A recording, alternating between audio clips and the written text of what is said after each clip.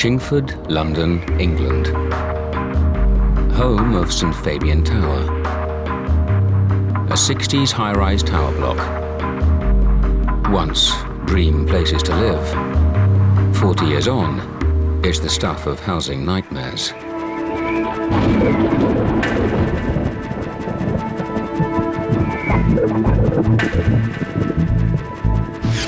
But in 48 hours, the nightmare will be over, thanks to the Controlled Demolition group.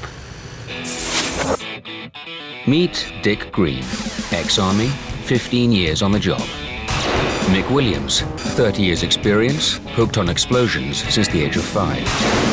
Darren Palin, managing director, the man who can. Together, they're a dream team. They'll demolish anything in their way, but it takes planning, preparation, and precision. 3, 2, 1, fire now.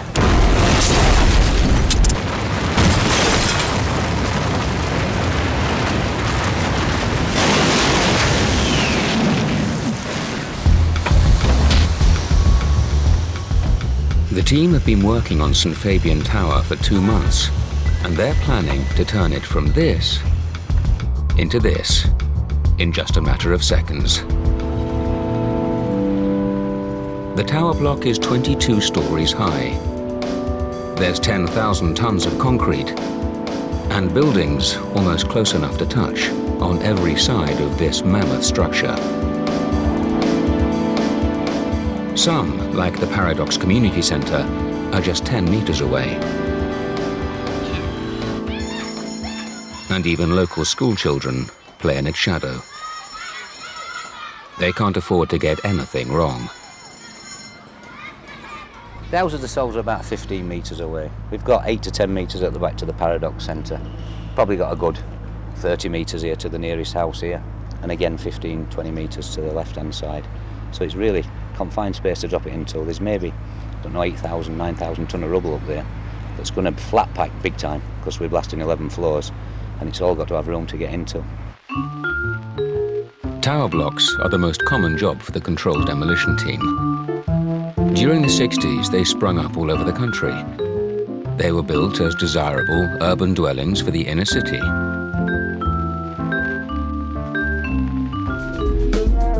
But times have changed.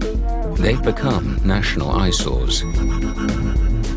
And residents can't get out of them fast enough. St Fabian's ex-tenants have now swapped 60s chic for something more compact and bijou. And getting rid of the tower will complete the estate's transformation. The main concern for the team is the neighbourhood community centre, which is located at the back of St Fabian Tower. It's just 10 metres away and could be completely wiped out if things go wrong. To prevent this, the explosives must detonate in sequence to split the tower block into 2 distinct parts. The front of the block should fall away first, with the back following seconds after. This should create enough movement to tilt the whole structure away from the community centre to safety. The tower has been stripped of windows and fittings, leaving behind just the skeleton of the building. But to determine how much explosive to use, the team has to have a trial run. For the test blast, the team are using 60 grams of explosive. That's about a small cup full of powder, on a wall that's about 20 centimetres wide and 90 centimetres deep. What we're doing now is we're doing a test blast on a section of structural wall. The reason we're doing that basically is 2 reasons. Firstly, to make sure that the amount of explosive we use is sufficient to blow the wall out, and secondly, that the protective measure we take is sufficient to contain the fly. So what we're looking at is putting enough explosives to crack the wall, but not send it flying around.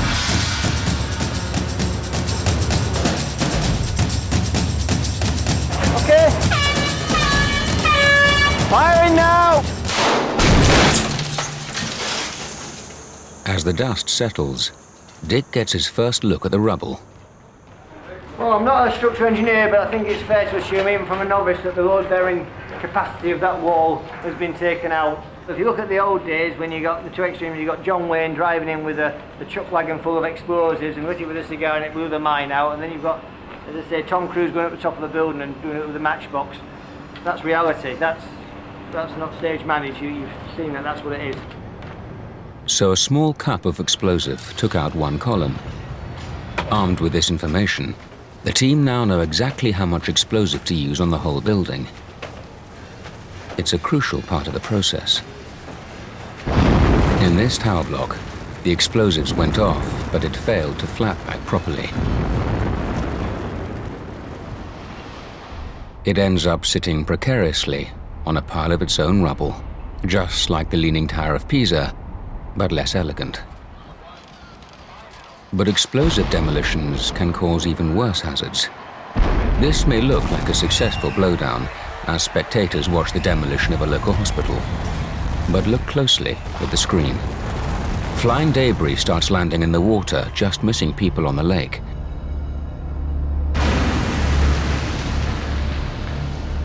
Other spectators weren't so lucky. Pieces of steel were propelled 400 meters into the crowd, leaving some seriously injured and one girl dead. So explosives are critical, and it's vital the team chooses the right way to bring down St. Fabian Tower.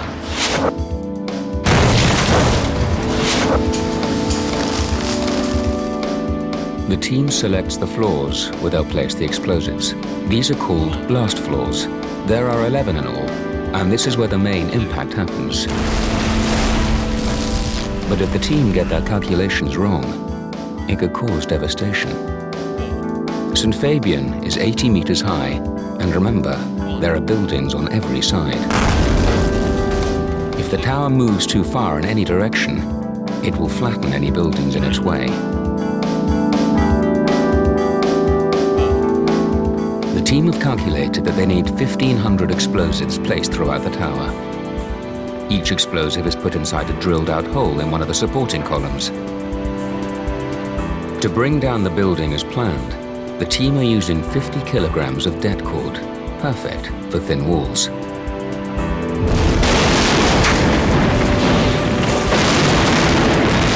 With the right amount of explosives, then comes the tubing. These interconnecting leads contain a reactive substance that weave their way throughout the building, linking all the supporting columns together. In all, there's 13 miles. That's the equivalent of half a marathon. Add the detonators, and things get serious. These contain delays that trigger the explosives, setting them off in sequence.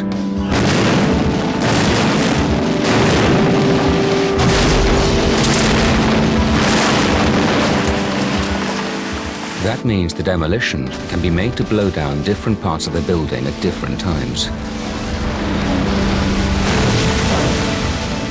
A firing line is then connected to the detonating cord. It's this pink tube that carries the initial spark from the exploder into the building, blowing it down.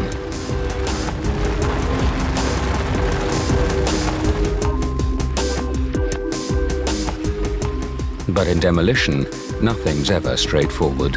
Under the tower block, there's a major problem, which could turn this blowdown into an environmental catastrophe. St. Fabian Tower was built on top of a tunnel which carries the River Ching, a key water source for the whole area. But the tunnel and the river are now under threat. When the demolition happens, 10,000 tons of concrete will come crashing down on the tunnel roof. It's a massive weight that's forced the team to add these steel struts for extra support. But if things go wrong and too much concrete falls in one place, the additional weight could force the steel struts to buckle. Worse still, the tunnel might collapse completely, sending hundreds of toxic chemicals into the river. This will be an absolute disaster, as it would contaminate the water supply for the whole area. You know, this thing starts moving, you get quite a bit of debris in here, don't you? Yep. You get debris stuck there, the next thing you know you've got a blockage and it starts backing up and you've got raw sewage.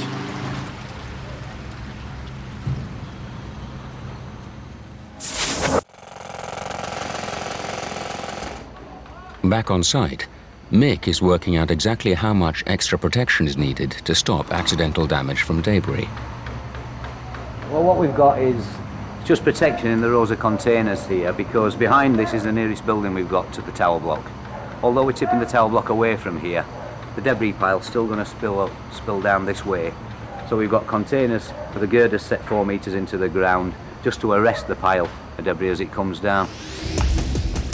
These are the homes that are directly in St Fabian Tower's path if things go wrong. There are over 800 residents being evacuated. Many of them used to live in St Fabian Tower, but now there's the real prospect that their new homes could be obliterated by their old one.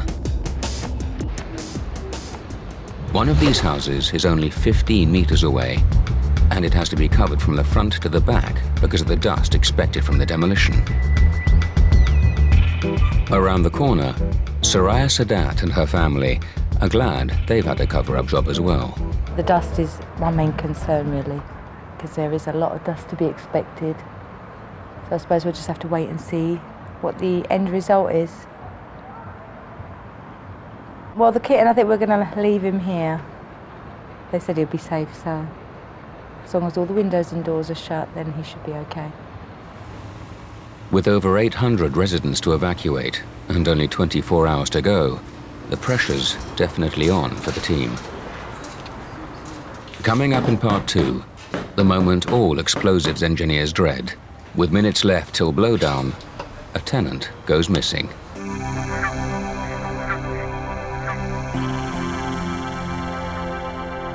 Early morning.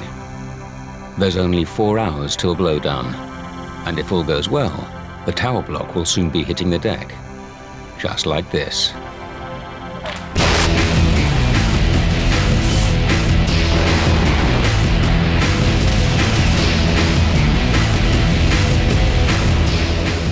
The explosives are in, the columns are connected, and the protective wrapping is on. Out on the estate, it's an early start for the residents and the team. It started early this morning. People started arriving on site around 6 o'clock. There was a briefing, so everyone was aware of the responsibilities and who was doing what. And then slowly things started to happen, such as the roadblocks, setting up the canteens and the alternative accommodation. And it's basically a constant clock then, working down to the 12 o'clock deadline when we'll finally press the button. The blowdown must happen at 12. Hitting the deadline is paramount. Roads have to be closed. Gas and electricity have to be cut off, and the police can only be on site for a limited time. The evacuation and cover-up job are taking shape.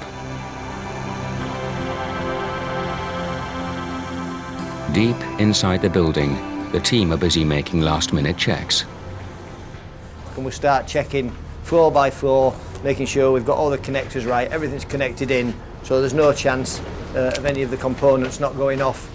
Probably take about an hour to get down the building, but it's got to be done. Everything has to be checked and double-checked because people's lives and homes are on the line. The success of this demolition hinges on the explosives detonating in exactly the right order. A wrong move, and all the team's hard work could be undone in seconds, with dramatic results.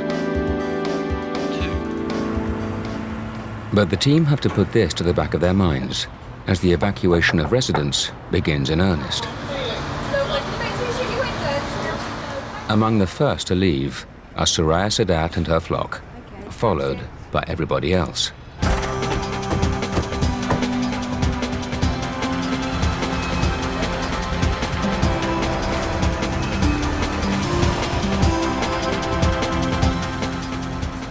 But somebody is missing.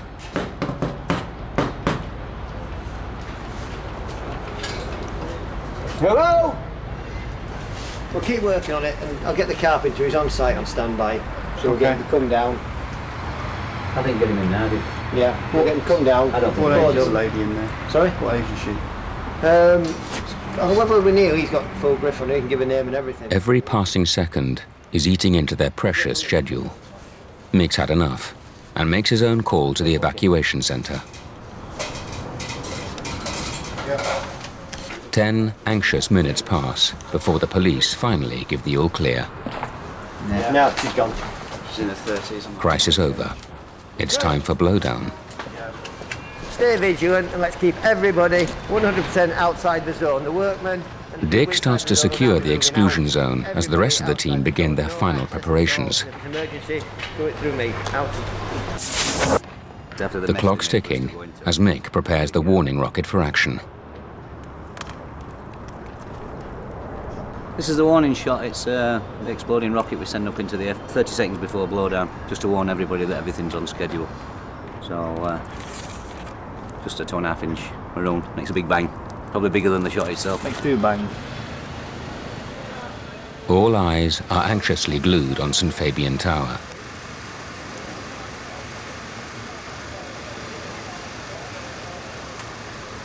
Final preparations are taken care of. Now 11:30, 30 minutes to blow down. Everyone here basically told them everything inside the Block checked. Spin in, mix spin in, check the block. And please.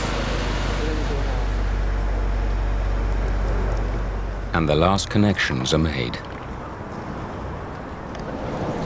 2 minutes to blow down. 2 minutes to blow down. Out. But Mick's still got more tests to go. So just cutting that ready to fire, and just to test the exploder, I'll fire this tubing off that's left. You might just, as we run it out of it, you might just see the flash. This is the exploder that should spark the firing line, but there's a problem. The exploder has failed. Who's that one? Dick's concerned. It's the last thing they need. Left the firing team and the control point personnel. That should click anyway. It's an exploder we've not used for a long time. It's a new one, that as well. I'll use the one we used last week. Second time around, a perfect fire. 10 seconds to maroon. Fire maroon.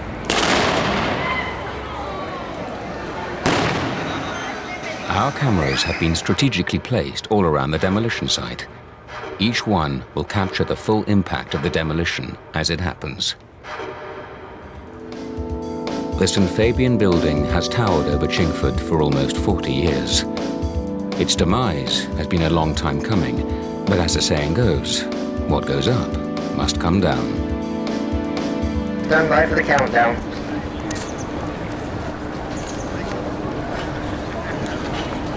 10, 9, 8, 7, 6, 5, 4, 3, 2, 1. A fire now.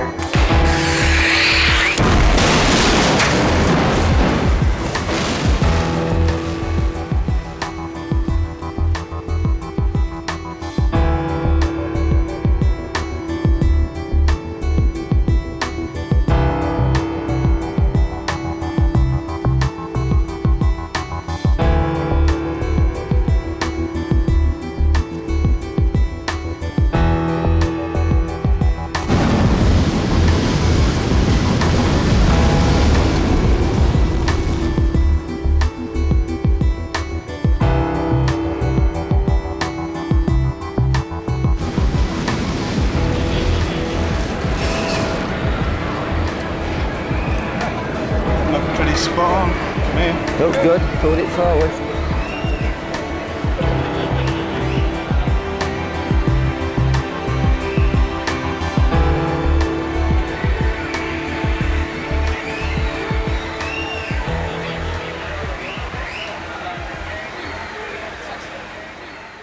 Time for the team to take their first steps into the mass of concrete that was St Fabian Tower. Doesn't look like it's done much to the wall either. Can't believe there was a tower block there. I know, it's gone. Even the metal protective containers have done their job, keeping the debris away from houses. Oh, it's a great job. Well done. Amazing. And the water's going okay. No problem, I'll tie that out from the control point here. First two criteria of nobody been hurt and the building come down has gone off, I believe, successfully. The third priority is to no damage. That's what we're going to look at now, make sure everything's gone off and there's no damage. It looks like a nuclear winter has hit Chingford.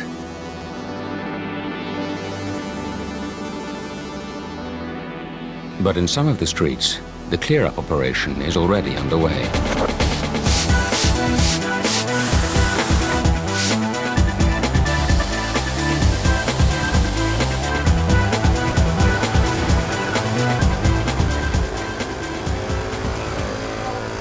Very good. Excellent job. Everything's contained within the protection we put around, and we've hardly any damage. We've cracked a window that we know of at the moment, and everybody's quite happy. So, excellent job this week. But one of the biggest questions for the team is what happened down in the tunnel. It's a crucial check. The reputation of the team depends not only on the tunnel surviving the blowdown, but also being safe from future collapse. A thorough inspection reveals not a single steel supporting strut was damaged. With 10,000 tons of rubble now practically on their doorsteps, the residents begin returning home. All the houses have survived, and Saraya Sadat, plus her children, are back. No, yeah, let me get inside and have a look. Hang on a minute, Tyson.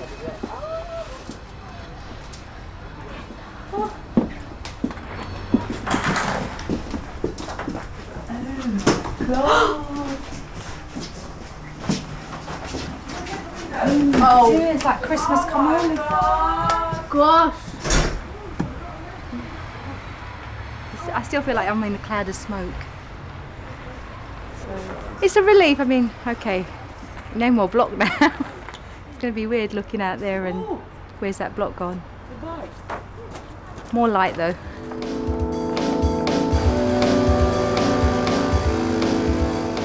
After just 2 hours, the clear-up operation is almost complete. The residents are back, and the team start to leave the estate as if nothing has happened. But it's taken 2 months of preparation.